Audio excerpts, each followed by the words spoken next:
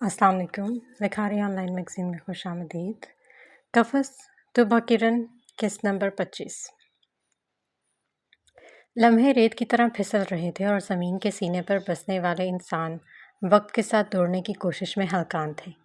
इन्हीं इंसानों में एक कम उम्र बच्चा भी शामिल था जो अपने वालिदैन को खोने के बाद डरा सहमा सा अपने कमरे में बैठा था। अहमद सजावल शाह, जिसका बाप दुनिया के लिए विलन होने के बावजूद उसके लिए आइडियल था, जो उसकी छोटी सी तकलीफ पर भी तड़प जाया करता था। इसी मिसाली बाप को उसने अपनी आंखों के सामने गोली लगते देखा था। इसके तड़पते लरसते वजूद को नज़रअंदाज करते सजावल पर हमला किया गया था और ये सब करने वाले शख्स उसके जहन में नक्श हो चुका था। आयला की तवज्जो के लिए वो बचपन से तरसता रहा था, मगर इसके बावजूद उसे अपनी माँ से मोहब्बत थी और पुलिस उसके जज्बात को कदमों तले रौंदते हुए उसकी माँ को अपने साथ ले गए थे। तब उसे शिद्दत से एहसास हुआ कि वो इस दुनिया में बिल्कुल अकेला रह गया है। घर के मुलाजिम उसे 3 वक्त का खाना तो दे रहे थे, मगर कोई भी केयर टेकर सजावल और आयला की कमी नहीं पूरी कर सकता था। आज भी जहाँ जुरेज और अब्रिश के घर रोशनी उतरी थी, वहीं अहमद की ज़िंदगी में तारीकी ने जन्म लिया था। वो पूरी रात रोने के बाद अब दरवाजे के पीछे छुपा बैठा था। जब मुलाजिम इसके लिए खाना लेकर अंदर आया, अहमद बाबा, ये खाना खा लें।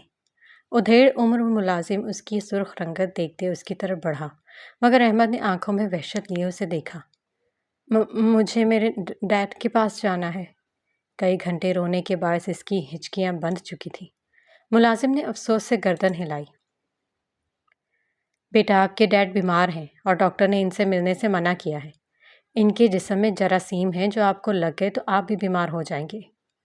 इसके मासूम जहन को किसी इम्तिहान में डालने की बजाय उसने टालना चाहा तो अहमद कालीन से उठा। प्लीज़ मुझे डैड के पास ले जाएं, मुझे इनकी बहुत याद आ रही है। वो रूहानसा हुआ तो मुलाजिम ने बेचारगी से इसका मासूम चेहरा देखा, जो अपने बाप के गुनाहों से लाइल्म इससे मिलने के लिए तड़प रहा था। पहले आप खाना खा लें, फिर आपको आपकी मम्मी से मिलवाने ले जाऊंगा, लेकिन डैड से आप नहीं मिल सकते। उसे उठाकर बेड पर बिठाते मुलाजिम ने नवाला बनाकर उसके मुंह में डालना चाहा, मगर वो इश्तियार लगा अंगेजी से मुलाजिम को थप्पड़ मारते बेड से नीचे उतरा। आपको समझ नहीं आ रही कि मुझे मेरे डैड से मिलना है। मुझे वो बहुत ज़्यादा याद आ रहे हैं और अगर आप मुझे नहीं लेकर जाएंगे तो मैं ड्राइवर अंकल के साथ चला जाऊंगा। उसके अंदर से सजावल का खून बोल रहा था, जबकि मुलाजिम इसके नाजुक हाथ से पड़ने वाले थप्पड़ पर गुस्से से भर गया। तुम्हारी हिम्मत कैसे हुई मुझ पर हाथ उठाने की? बेटा, अब तुम्हारा बाप मरने वाला है और तुम्हारी माँ भी सारी जिंदगी जेल में रहेगी। इसलिए ये अकड़ दिखाना बंद करो, खामोशी से खाना खाओ, वरना मैं तुम्हारे डैड के कुत्ते के साथ कमरे में बंद कर दूंगा। और मैं जानता हूँ कि तुम्हें कुत्तों से कितना डर लगता है। अहमद का बाजू पकड़कर दबाते उसने अपनी औकात दिखाई तो वो वाकई सहम कर रोने लगा। नहीं, सॉरी, आज छोड़ दे, मुझे दर्द हो रहा है। इस ताकतवर इंसान के यूं बाजू पकड़ने पर वो डर कर पीछे घिसट रहा था, मगर उसने अहमद को ज़बरदस्ती बेड पर बिठाते एक नवाला उसके मुंह में डाला। जैसा बाप वैसा ही बेटा। उसे डरे सहमे खाना खाते देखकर मुलाजिम बड़बड़ाया, मगर अहमद इसकी सोचों से लाइल्म अपना नन्हा चेहरा बार बार रगड़ते बमुश्किल नवाले हलक से नीचे उतार रहा था। मम्मी के पास भी नहीं लेकर जाएंगे? कुछ देर बाद उसने सहमी आवाज़ में पूछा। ले जाऊंगा, लेकिन तुम अपनी मम्मी से मेरी शिकायत नहीं करोगे, वरना घर आकर तुम्हें उसकी सज़ा भुगतनी पड़ेगी। समझ आ गई है? उसके आंसू साफ करते मुलाजिम ने डराने के अंदाज में पूछा तो वो फौरन सर अस्बात में हिला गया। वो तीनों कोरंगी टाउन के इस छोटे घर के सामने खड़े थे जहां ताबीर की वालदा रिहाइश पजीर थी। घर की पसमानदा हालत इस बात की गवाही दे रही थी कि ताबीर की वालदा ने बहुत मुश्किल से ताबीर को यूनिवर्सिटी में दाखिल करवाया है। स्याह रंग के दरवाजे पर दस्तक देते सुरेश ने पीछे मुड़कर आदम को देखा, जो गाड़ी में बैठा दोनों हाथ उसके सामने जोड़ रहा था। क्या मसला है? इसकी हरकत पर सुरेश ने इशारे से पूछा। आंटी को राजी किए बगैर वापस मत आना। आदम ने हाथ जोड़े ही बुलंद आवाज में कहा तो सुरेश ने उसे इशारे से तसल्ली देते दोबारा दस्तक दी। तकरीबन 5 मिनट बाद ताबीर की अम्मी ने दरवाज़ा किया, जो सर पर दुपट्टा लेते बमुश्किल दरवाजे तक चलकर आई थी। इनके चेहरे पर पड़ी झुर्रियाँ और हड्डियों को छोड़ता गोश्त इनके बुढ़ापे को जाहिर करने के लिए काफ़ी था। जुरेज और अब्रिश ने एक दूसरे को देखा। وہ خاتون ان کے تصور سے بالکل مختلف تھی۔ السلام علیکم آنٹی، میں تعبیر کی سہیلی ہوں۔ ابرش نے اندر داخل ہوتے اپنا تعارف کروایا تو ان کا چہرہ خوشی سے کھل اٹھا۔ تم تعبیر کی سہیلی ہو؟ وہ کہاں ہے؟ ایک ہفتے سے اس نے مجھ سے بات نہیں کی۔ وہ خیریت سے ہیں؟ وہ پرجوش سے بولی تو ابرش نے تعجب سے انہیں دیکھا۔ جی وہ بالکل ٹھیک ہے۔ اور ایک ہفتے سے بات کیوں نہیں کی؟ اسے حیرت ہوئی تھی۔ اللہ جانے بیٹا، یہ تمہاری امی ہے؟ وہ اب نفیسہ بیگم کی جانب متوجہ ہوئیں۔ یہ میری پھپھو ہیں اور یہ میرے ہسبینڈ ہے، اور آج ہم ایک خاص مقصد سے یہاں آئے ہیں۔ ابرش نے تعارف کروایا تو نفیسہ بیگم آگے ہوتے ان سے ملی، جبکہ زریز نے مسکرا کر سلام کرنے پر ہی اکتفا کیا۔ اندر آ جائیں۔ اور کیا خاص مقصد ہے؟ میری بچی خیریت سے تو ہے نا؟ وہ انہیں اندر بلاتے فکر مندی سے پوچھ رہی تھی جب ابرش نے ان کی کمزور چال سمجھتے اپنا پرس زریز کو تھماتے انہیں سہارا دیا۔ وہ بالکل ٹھیک ہے اور وہ بہت اچھی ہیں، اس لیے تو میں اپنے بھائی کے لیے اس کا رشتہ لینے آئی ہوں۔ ابرش اس کے ساتھ چلتے ہوئے برآمدے تک آ گئی۔ وہ اس کی بات پر چونک گئی تھی۔ وہ تو ابھی پڑھ رہی ہے اور میں ابھی اس کی شادی نہیں کرنا چاہتی۔ اسے تو اپنا آپ سنبھالنا نہیں آتے، شادی کی ذمہ داری کیسے اٹھائے گی؟ وہ پلنگ پر بیٹھتے صاف انکار کر رہی تھی۔ شادی سے پہلے لڑکیاں لاؤبالی اور غیر ذمہ دار ہوتی ہیں، مگر شادی کے بعد وہ سب سیکھ جاتی ہیں اور آدم اکیلا رہتا ہے، اس لیے سسرال کی ذمہ داری کا تو سوال ہی پیدا نہیں ہوتا۔ دیکھیں بہن جی، ہم آپ کے پاس بہت امید سے آئے ہیں، اس لیے ہمیں خالی ہاتھ مت لوٹائیے گا۔ نفیسہ بیگم نے اصرار کیا، لیکن آدم کا نام سنتے ہی تعبیر کے والدہ کے تاثرات میں تبدیلی آئی۔ آپ لوگ آدم کا رشتہ لے کر آئے ہیں؟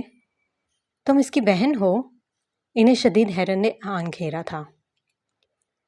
جی، اور آدم بھائی اپنی غلطی پر بہت شرمندہ ہیں۔ اس وقت انہوں نے مجبوری میں منگنی توڑ دی تھی، لیکن پھر انہیں اپنی غلطی کا احساس ہو گیا تھا، اور سب سے بڑی بات یہ کہ وہ دونوں ایک دوسرے کو پسند کرتے ہیں۔ پھر ہم ان کے راستے میں رکاوٹ کیوں ڈالیں؟ میں یقین سے کہہ سکتی ہوں آنٹی کہ تعبیر کو آدم بھائی سے اچھا رشتہ کہیں نہیں ملے گا۔ وہ بہت خیال رکھنے والے اور نیک سیرت انسان ہیں، اس لیے آپ اس رشتے پر ٹھنڈے دماغ سے سوچیں۔ ابرش نے ان کے پاس بیٹھتے ہوئے انہیں راضی کرنے کے لیے ایڑی چوٹی کا زور لگایا۔ ہاں جی بالکل، اور آدم میرا بہت اچھا دوست ہے۔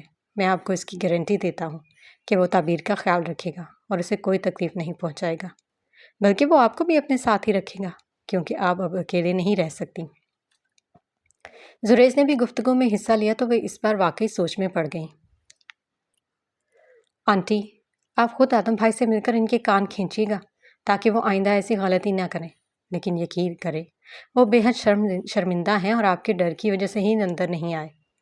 ابرش نے مزید کہہ کر انہیں مثبت فیصلہ لینے پر مجبور کرنا چاہا۔ تعبیر بھی یہی چاہتی ہے؟ تعبیر کی والدہ نے پوچھا تو ابرش نے سر اس بات میں ہلایا۔ اچھا، میں سوچ کر بتاؤں گی، تم لوگ بیٹھو، میں چائے بناتی ہوں۔ اپنی بگڑتی صحت اور تعبیر کی ناراضگی کی وجہ سے انہوں نے اپنے فیصلے میں لچک دکھائی تو سب کے چہروں پر مسکراہٹ پھیل گئی۔ آپ رکیں، میں چائے بناتی ہوں۔ ابرش خوشی سے کہتے ہوئے اٹھی، جبکہ زریز ابھی نے آدم کے بارے میں تفصیل بتانے لگا، اور باہر بیٹھا آدم اپنے ہاتھ دعا کی صورت بلند کیے مسلسل دعائیں مانگ رہا تھا۔ ابرش سے دستخط کروانے کے بعد آغا جان اپنی جیت کا جشن منانے کے لیے ذکیہ کے گھر آ گئے۔ اسے پوری رودات سنانے کے بعد وہ چائے پینے کی خرچ سے کچھ دیر رکے اور پھر آفس جانے کی نیت سے نکل پڑے۔ گاڑی میں بیٹھ کر اونچی آواز میں میوزک لگاتے وہ اپنی مستی میں تیز رفتاری سے گاڑی چلاتے مین روڈ پر آ گئے۔ یہ لڑکی ہمیشہ رونے کا ڈرامہ کر کے متزلزل کرتی ہی مجھے، لیکن شکر ہے کہ اس بار میں اس کے آنسوؤں سے جذباتی نہیں ہوا، اور ورنہ یہ کام ادھورا رہ جاتا۔ انہوں نے دل ہی دل میں خود کو سراہا اور گاڑی کی رفتار مزید بڑھا دی۔ اب میں غزلان کو بھی بہت جلد اس کے حصے سے محروم کر کے ساری دولت پر عیش کروں گا۔ ابرش کی اکڑ تو ختم کر دی، بس اب اس غزلان کو سبق سکھانا باقی ہے۔ وہ طاقت کے ضم میں رش ڈرائیونگ کر رہے تھے کہ اچانک موڑ مڑتے ان کے سامنے سے ٹرک نمودار ہوا۔ اوہ! انہوں نے گھبرا کر بریک پر پاؤں رکھنے کی کوشش کی، مگر اس سے پہلے ہی گاڑی بے قابو ہوتی پوری قوت کے ساتھ ٹرک سے ٹکرائی اور لمحے بھر کے لیے ارد گرد کی ہر چیز سن ہو گئی۔ گاڑی کا شیشہ ٹوٹ کر ٹکڑوں میں تقسیم ہوتے آغا جان کے جسم میں پیوست ہونے لگا اور ان کا سر اسٹیئرنگ پر ڈھیسا گیا۔ جسم اور سر سے نکلنے والے خون تیزی سے گاڑی میں بہنے لگا تھا۔ انہوں نے نیچے سر کیے تکلیف کے باعث اپنا خون دیکھا جو بلا اجازت بہتے ہوئے انہیں بے بسی کے دلدل میں دھکیل رہا تھا۔ انہیں محسوس ہوا کہ لوگ گاڑی کا دروازہ کھولنے کی کوشش کر رہے ہیں۔ انہیں محسوس ہوا کہ لوگ انہیں گاڑی سے باہر گھسیٹ رہے ہیں۔ انہیں محسوس ہوا کہ سڑک پر ان کے خون کا سیلاب بہہ نکلا ہے۔ پھر انہیں احساس ہوا کہ ہجوم بڑھتا جا رہا ہے۔ مختلف آوازیں ان کے کانوں میں گونج رہی تھیں، مگر وہ کچھ سمجھ نہیں پا رہے تھے۔ کوئی ان پر جھکا تھا، کوئی ان کا چہرہ تھپتھپا رہا تھا، کوئی ان کے سر پر پٹی باندھنے کی کوشش کر رہا تھا، کوئی ایمبولینس کو فون کر رہا تھا، مگر اس ہجوم کا ایک فرد بھی ان کی دلی حالت سے واقف نہ تھا۔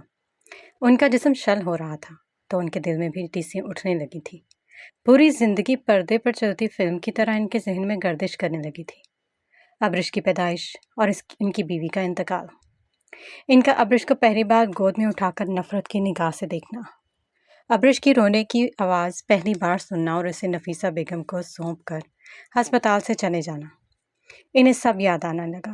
جب ننھی ابرش ان کی توجہ کے لیے ان کے ارد گرد گھومتی تھی، جب وہ ان کے دفتر سے آتے ہی ان سے لپٹنے کی کوشش کرتی تھی اور ان کی دھتکار پر آنسو چھپاتے گھر کے کسی کونے میں جا چھپتی تھی، جب رات کے کسی پہر وہ ان کے کمرے میں آ کر ان کے پیر دبانے لگتی تھی اور وہ ٹھوکر مار کر دور کر دیا کرتے تھے، جب وہ اپنے ننھے ہاتھوں سے ان کے جوتے صاف کیا کرتی تھی مگر وہ اسے پہننے سے انکار کر دیا کرتے تھے، گھڑی کی سوئیاں جامد ہوتے سڑک پر پڑے اس وجود کو ماضی کی جھلکیاں دکھا رہی تھیں، مگر ان جھلکیوں میں صرف ابرش تھی۔ انہیں یاد آیا کہ وہ بچپن سے جوانی کی دہلیز پر قدم رکھتے بہت بدل گئی تھی۔ اس نے ان کی محبت کے لیے تڑپنا چھوڑ دیا تھا، مگر وہ ہر بار اپنے حق کی بات کرتی تھی اور وہ اسے مار کر چپ کروا دیا کرتے تھے۔ انہیں لگا کہ ابرش کا عکس دور کھڑا ان پر ہنس رہا ہے۔ وہ آج بھی تو اسے دھتکار کر آئے تھے اور آج بھی تو اسے ٹھوکر مار کر اپنی برتری ثابت کر کے آئے تھے۔ پھر یہ سب اچانک کیا ہوا؟ صرف ایک حادثہ انہیں ذلیل و رسوا کرنے کے لیے کافی تھا؟ صرف ایک حادثہ ان کے غرور کے پہاڑ کو ڈھانے کے لیے کافی تھا؟ لوگ اب انہیں اٹھانے کی کوشش کر رہے تھے مگر ان کے جسم کا روم روم دکھ رہا تھا۔ انہوں نے کچھ بولنے کے لیے اپنے خون میں لڑتھڑے لب کھولے مگر زبان کفل زدہ تھی۔ وہ ابرش کو پکارنا چاہتے تھے۔ موت کو اس قدر قریب سے دیکھ کر ان کے ذہن میں صرف اپنی بیٹی کا خیال آیا تھا، اور یہ صرف خیال نہیں تھا، یہ خوف تھا جو ان کے جسم میں خون کی طرح گردش کرنے لگا تھا۔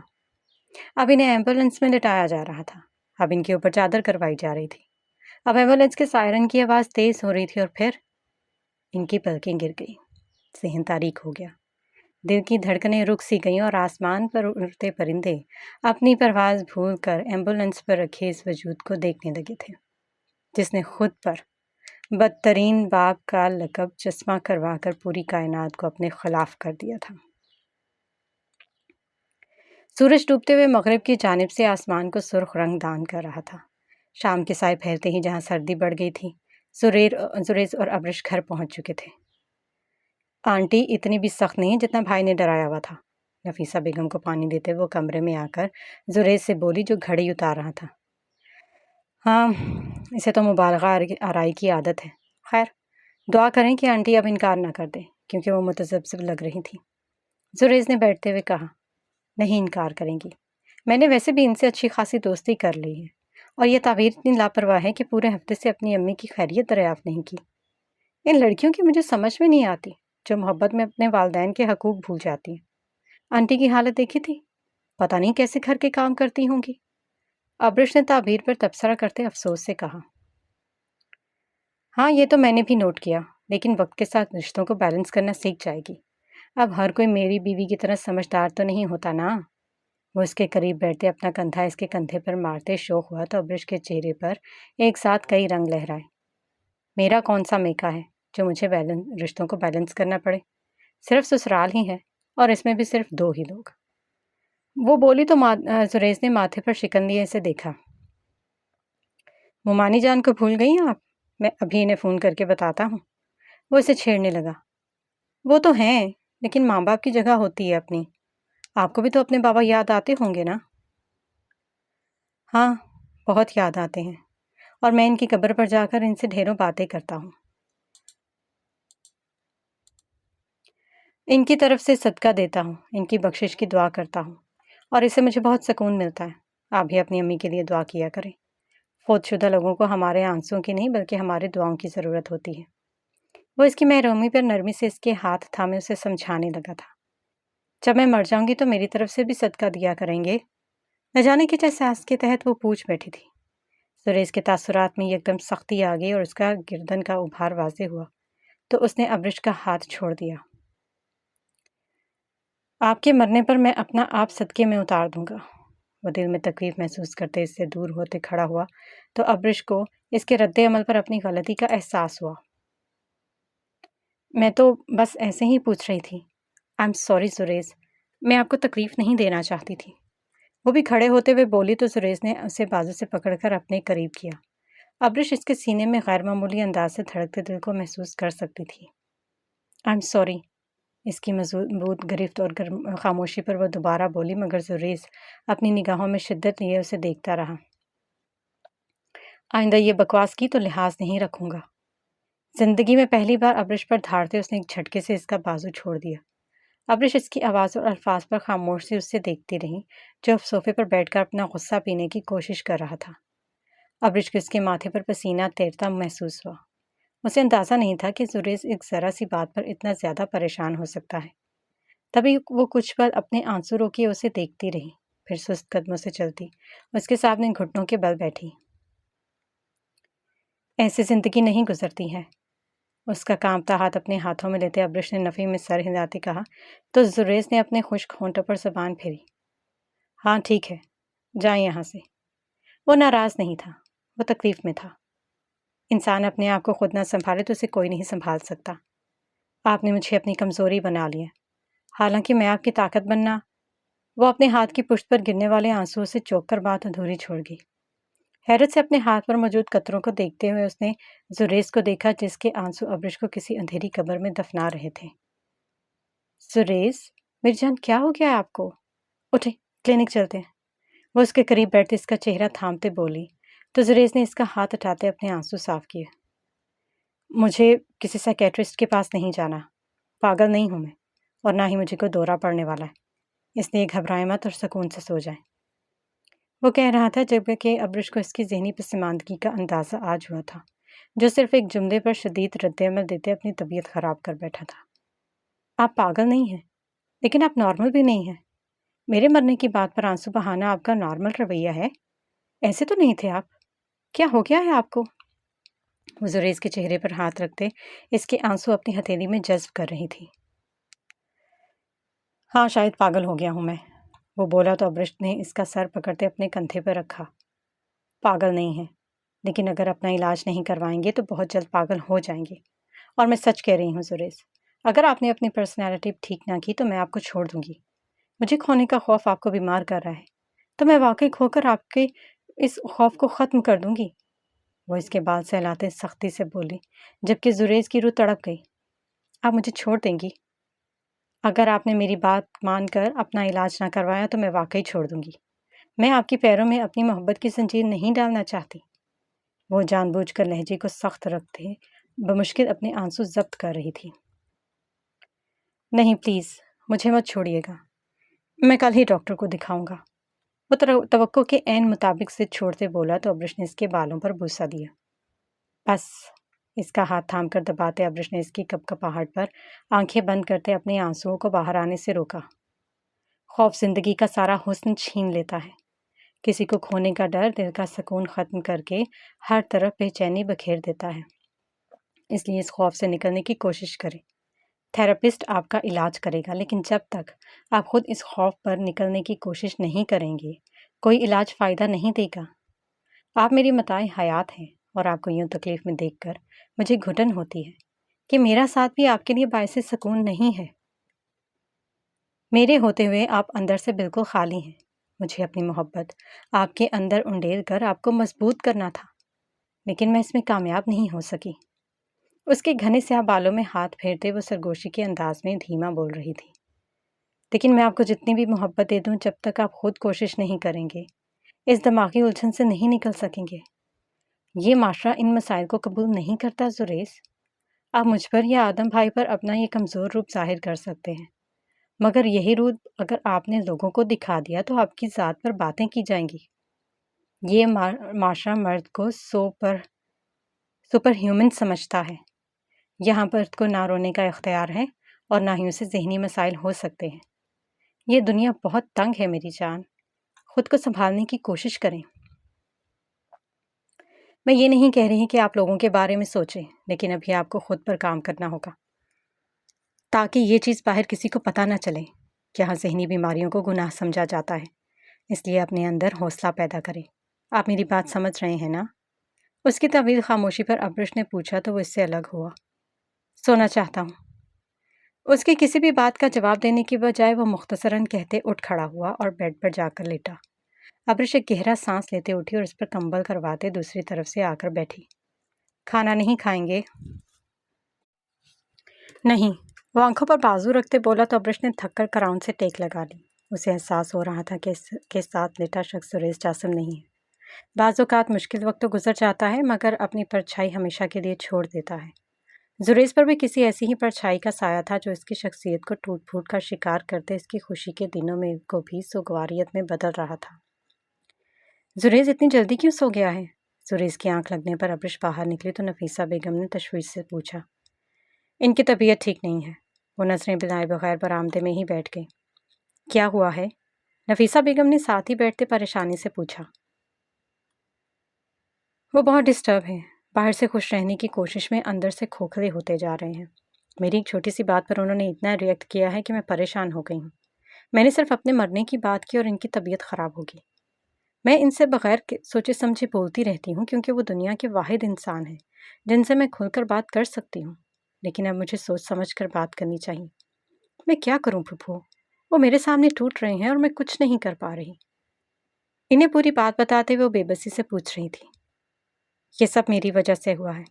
نہ میں تمہیں گھر سے نکالتی، نہ سجاول تمہیں پکڑتا، اور نہ ہی زریز کی یہ حالت ہوتی۔ میں نے بہت بڑا ظلم کیا ہے۔ یہ پچھتاوا کبھی ان کا پیچھا نہیں چھوڑتا تھا۔ نہیں پھپھو، یہ میری گمشدگی سے پہلے کا زخم ہے۔ آئلہ کی حرکت اور پھر ان کے کردار پر لگے داغ نے انہیں ذہنی بیمار کر دیا تھا، مگر یہاں جیل میں بندہ رہ کر جسمانی اذیتیں سہتے ہوئے وہ اپنی ذہنی تکلیف کو اندر دباتے رہے، اور یہ علاوہ میری گمشدگی کے دوران ابل کر باہر نکلا۔ کردار پر لگے داغ انسان کو مار دیتے ہیں۔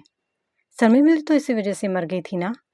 اور زریز پر کیا بیتی ہوگی جب ان پر تہمت لگا کر انہیں جیل میں بند کر دیا گیا ہوگا؟ اور یہ بات انہوں نے ہم سب سے چھپائی۔ اگر آئلہ شور نہ کرتی تو زریز کی زندگی کے اس باب کا تو ہمیں علم ہی نہ ہوتا۔ وہ اس سب سے نہیں نکل پا رہے، وہ اب بھی تکلیف میں ہیں۔ وہ سرے سے سرا ملاتے ہوئے بولتی چلی گئی۔ ڈاکٹر نے بتایا تھا کہ انہیں سویر انزائٹی ڈس آرڈر ہے۔ ان پر ہذیانی کیفیت چھا جاتی ہے۔ اور پھپھو، میں نے انٹرنیٹ پر پڑھا کہ لوگ ایسی حالت میں خودکشی بھی کر لیتے ہیں۔ انہیں نہیں سمجھ آتی کہ وہ کیا کر رہے ہیں۔ ان کی سوچیں ان پر حاوی ہونے لگتی ہیں۔ ہم اس قدر جاہل لوگ ہیں کہ جب تک انسان خودکشی نہ کر لے تب تک اس کی ذہنی کیفیت سمجھتے ہی نہیں۔ لیکن میں ان جاہل لوگوں میں شمار نہیں ہوں گی۔ میں خود زریز کا علاج کرواؤں گی۔ آپ تو ان کی ماں ہیں، ان کے لیے دعا کیا کریں کہ اللہ انہیں سکون قلب عطا فرمائے۔ یقین کریں پھپھو، یہ ذہنی بیماریاں جسمانی بیماریوں سے زیادہ خطرناک ہوتی ہیں کیونکہ یہ نظر نہیں آتی۔ وہ خود سے عہد کرتے دکھ سے بولتی جا رہی تھی جب نفیسہ بیگم نے اسے پانی کا گلاس تھمایا۔ جب تک تم زریز کے ساتھ ہو مجھے یقین ہے کہ اس کے ساتھ کچھ برا نہیں ہو سکتا، اور تم یہ سب سوچ سوچ کر اپنی طبیعت خراب نہ کر لینا۔ میں ٹھیک ہوں، آپ میری بات سنیں۔ وہ پانی کا ایک گھونٹ بھرتے کسی گہری سوچ میں بولی۔ ہاں بولو۔ آپ روز زریز کو اپنے پاس کچھ وقت کے لیے بٹھایا کریں، ان سے باتیں کیا کریں، ان سے ان کی روٹین پوچھا کریں، کبھی گود میں ان کا سر رکھ کر مساج کر دیا کریں، یعنی ہر لحاظ سے انہیں ممتا کا احساس دلایا کریں، انہیں یہ یقین دلائیں کہ آپ ان کی بیک پر موجود ہیں۔ میں جانتی ہوں کہ محبت اور توجہ سے ہر بیماری کا علاج ہو سکتا ہے، اور اب ہمیں زریز کا بہت خیال رکھنا ہے، انہیں واپس نارمل زندگی کی طرف لے کر آنا ہے۔ وہ عزم سے بول رہی تھی۔ نفیسہ بیگم اسے غور سے سنتے ہوئے سر ہلایا۔ ٹھیک ہے، میں آدم کو بھی سمجھاؤں گی کہ وہ زریز کے ساتھ رہا کرے۔ نفیسہ بیگم اس کی بات سمجھ گئی تھی۔ ابرش نے زبردستی مسکراتے کمرے کا رخ کیا جہاں زریز نیند میں بے چینی سے کروٹیں بدل رہا تھا۔ وہ بھاری دل سے چلتی ہوئی اس کے قریب آئی، اس کے سرہانے بیٹھتے اس کی پیشانی پر ہاتھ رکھ لیا۔ پاس ہوں میں، سو جائیں، محبت سے کہتے ابرش اس کے چہرے کو دیکھتی رہی جو دنیا کے سامنے مضبوط بننے کی کوشش میں اپنا اصل کھو بیٹھا تھا۔ کبھی چھوڑ کر نہیں جاؤں گی۔ اسے آنکھ کھولتے دیکھ کر ابرش نے مسکرا کر اس کی دائیں آنکھ پر ہونٹ رکھے تو وہ پرسکون ہونے لگا۔ جان ہے آپ میری۔ دوسری آنکھ پر بوسہ لیتے وہ اسے اعتماد میں لیتے ہوئے کتنی ہی دیر اسے دیکھتی رہی جو اس کا لمس پانے پر اب گہری نیند میں جا چکا تھا۔ اگلی صبح پولیس اسٹیشن کے ٹھنڈے فرش پر احمد کے بھاگتے قدموں کی آواز نے آئلہ کو ٹیک چھوڑ کر اٹھنے پر مجبور کر دیا۔ وہ ملازم کے ساتھ احمد کو بھاگ کر اپنی طرف آتے دیکھ کر خوشی سے سلاخوں کے پاس آ گئی۔ Mummy, are you okay? ان لوگوں نے آپ کو کیوں پکڑا ہے؟ وہ بے چینی سے ماں کا حال پوچھتے کراہیت سے پیچھے کھڑے سپاہی کو دیکھنے لگا تو آئلہ گھٹنوں کے بل بیٹھ کر اس کے مقابل آئی۔ میں ٹھیک نہیں ہوں، ان لوگوں نے مجھے بہت مارا ہے۔ وہ جھوٹے آنسو بہاتے بولی تو احمد بھی بے اختیار رونے لگا۔ مجھے اپنے پاس رکھ لیں، پھر میں انہیں آپ کو مارنے نہیں دوں گا، پلیز ڈونٹ کرائی۔ وہ اپنے ننھے ہاتھوں سے اس کے آنسو صاف کرتے بولا تو آئلہ نے اپنی راکھ رگڑی۔ یہ سب اس زریز اور ابرش کی وجہ سے ہوا ہے۔ زریز نے پہلے آپ کے ڈیڈی کو گولی ماری اور پھر ان گندے لوگوں کو بھیج کر مجھے یہاں بند کروا دیا۔ وہ چاہتا ہے کہ ہم سے ہمارا گھر چھین لے۔ اس نے آپ کی ممی کو بہت ہرٹ کیا ہے۔ وہ اپنا سارا زہر اس کے معصوم دماغ میں انڈیلنے لگی تو احمد کی آنکھوں کے سامنے زریز کا چہرہ گھومنے لگا۔ وہ بہت برے انکل ہیں، انہوں نے ڈیڈ کو بھی مارا تھا۔ وہ نفرت سے بولا تو آئلہ نے اس کا ہاتھ پکڑا۔ آپ اس برے انکل سے اپنے ڈیڈ اور ممی کا انتقام لوگے نا؟ اس نے آپ سے آپ کے ڈیڈ اور ممی چھین لیے ہیں تو آپ اس سے اس کا سب کچھ چھین لینا۔ آپ کو اپنے ڈیڈ کی قسم ہے احمد، سریش جاسم کو اس کے خاندان کے ساتھ تباہ کر دینا جیسے اس نے آپ کو تباہ کیا ہے۔ وہ کرپٹ آدمی ہے اور اگر آپ نے اس سے بدلہ نہ لیا تو وہ دوسرے بچوں کے ماں باپ بھی ان سے چھین لے گا۔ وہ خود زیر ہونے کے باوجود سریش کی جیت برداشت نہیں کر سکتی تھی، تبھی احمد کو بہکانے لگی۔ وہ پریشانی سے اسے سنتے ہوئے روتا چلا جا رہا تھا۔ آئی ہیٹ ہم، لیکن میں ان سے بدلہ کیسے لوں؟ اسے آئلہ کی باتیں سمجھنے میں مشکل ہو رہی تھی۔ اس کو مار دو، وہ ایک ڈریگن ہے جو سب معصوم لوگوں کو کھا جائے گا۔ لیکن آپ تو ہیرو ہو نا، آپ کو ڈیڈ نے گن چلانا اسی لیے سکھائی تھی تاکہ آپ گندے لوگوں کو مار سکو۔ لیکن احمد، آپ نے کسی کو بتانا نہیں ہے کہ یہ سب کرنے کے لیے میں نے کہا ہے، ورنہ یہ لوگ مجھے بہت زیادہ ماریں گے۔ وہ پوری طرح اسے اپنا مہرا بناتے ورغلا رہی تھی اور وہ رونا بھول کر غصے سے اپنی مٹھیاں بھینچے اسے سنتا رہا۔ میں اسے مار دوں گا، مگر ممی آپ یہاں سے کیسے نکلیں گی؟ اور ڈیڈ کب ٹھیک ہوں گے؟ مجھے گھر میں بہت ڈر لگتا ہے۔ اس نے تکلیف کے زیر اثر پوچھا تو آئلہ نے ملازم کو اسے واپس لے جانے کا اشارہ کیا۔ جب تک آپ زریز سے بدلہ نہیں لوگے تب تک میں اور آپ کے ڈیڈ گھر نہیں آ سکیں گے۔ اب آپ گھر جاؤ اور ڈیڈ کی گن ان کے روم میں پڑی ہے۔ اسے کہہ کر وہ پلٹ گئی جب احمد دکھی دل لیے واپس چلا گیا اور آئلہ گردن موڑے اپنی چالاکی پر مسکرانے لگی۔ تم کیا سمجھتے ہیں کہ میں اتنی آسانی سے تمہاری جان چھوڑ دوں گی؟ احمد میں سجاول اور میرا خون دوڑ رہا ہے اور ہمارے خون سے تو تم اچھی طرح واقف ہو۔ سینے پر ہاتھ باندھتے ہوئے وہ زریز کی عکس سے بات کرتے دوبارہ غرور میں آ چکی تھی۔ زریز کی آنکھ کھلی تو اس نے دیکھا کہ ابرش کو بیڈ کی پشت سے ٹیک لگا کر آنکھیں موندے بیٹھی ہے۔ جسم میں کمزوری محسوس کرتے زریز نے گھڑی کی طرف دیکھا جو صبح کے 10 بجا رہی تھی، پھر اٹھ کر بیٹھا تو ابرش نے آنکھیں کھولی۔ گڈ مارننگ، ابرش نے اپنی تھکان مسکراہٹ کے پیچھے چھپا لی۔ آپ رات کو سوئی تھیں؟ سریش نے اس کی آنکھوں میں نیند کے آثار دیکھ کر سوال کیا۔ جی، اور بہت سکون سے سوئی۔ صاف جھوٹ بولتے اس نے سائڈ ٹیبل سے پانی کا گلاس اٹھا کر سریش کو تھمایا۔ مجھے معاف کر دے، میں نے رات کو اوور ریئیکٹ کر کے آپ کو خواہ مخواہ پریشان کیا۔ پتہ نہیں کیا ہو جاتا ہے مجھے۔ وہ پانی پیے بغیر گلاس واپس رکھتے شرمندگی سے بولا تھا۔ آپ کو دورہ پڑ جاتا ہے۔ ویسے قسم سے زریز، آپ نے رات کو مجھے بھی ڈرا دیا تھا۔ 2 سال کے بچوں والی حرکتیں ہیں آپ کی۔ ابرش نے مذاق میں بات ڈالتے بالوں کو ہاتھ سے ٹھیک کرتے ہوئے پونی بنائی۔ تو آپ فضول باتیں نہ کیا کریں اور کھلا رہنے دیں انہیں۔ اسے بغور دیکھتے زریز نے بال باندھنے سے روکا تو ابرش نے ہاتھ روک کر اسے دیکھا۔ پونی ٹیل میری پرسنالٹی کا حصہ ہے جسے آپ ختم کرنے پر تلے ہیں۔ اس نے منہ بناتے اس کے حکم کی تعمیر میں بال کھلے ہی چھوڑ دیے۔ اچھا مجھے دیکھنا بند کریں اور فریش ہو جائیں، میں ناشتہ بناتی ہوں، پھر ہم نے کلینک جانا ہے۔ اسے زبردستی اٹھاتے ابرش خود بھی باہر نکلی، جبکہ زریز نے اپنا سر تھامتے خود کو رات کے واقعے پر جی بھر کر کوسا تھا۔ آئی سی یو میں مشینوں کے سوا ہر شے خاموش تھی، یہاں تک کہ آغا جان کی چلتی رکتی سانسیں بھی سنائی نہیں دے رہی تھیں۔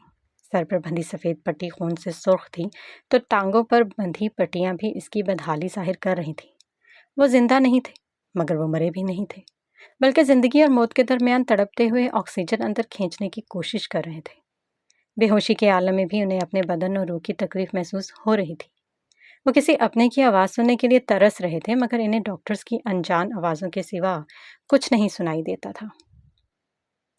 بہت خطرناک ایکسیڈنٹ ہوا ہے، دائیں ٹانگ ضائع ہونے کے ساتھ ساتھ کومے کا بھی خطرہ ہے۔ اور آپ نے ان کے گھر والوں کو مطلع کیا تھا؟ ابھی تو کوئی آیا کیوں نہیں؟ ڈاکٹر نے آئی سی یو سے نکلتے نرس سے پوچھا۔ جی ان کی بیوی کو فون کیا تھا، وہ کہہ رہی تھی کہ آئیں گی۔ نرس نے فائل ڈاکٹر کو تھماتے جواب دیا۔ یہ کیسی فیملی ہے کہ شوہر اتنی تشویشناک حالت میں ہے اور بیوی پوری رات گزر جانے کے باوجود بھی نہیں پہنچی؟ آپ انہیں دوبارہ فون کریں۔ ڈاکٹر کو تعجب ہوا تو اسے حکم دیتے اپنے کمرے کی طرف بڑھ گیا، جبکہ نرس بار بار ذکیہ کو فون ملاتی جس کا نمبر کچھ کالز کے بعد بند ہو گیا۔